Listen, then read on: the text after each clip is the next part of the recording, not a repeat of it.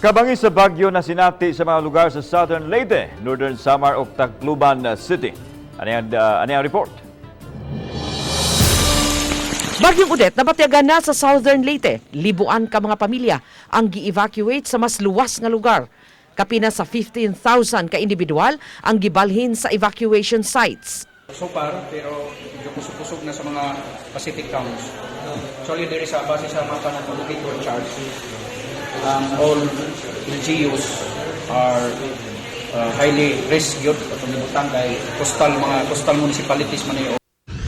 Sa San Jose, Northern Samar, gipangunayan sa opisyal sa DILG nga si Danilo Lagitan ang pag-inspect sa pantalan kauban ang taga Philippine Coast Guard.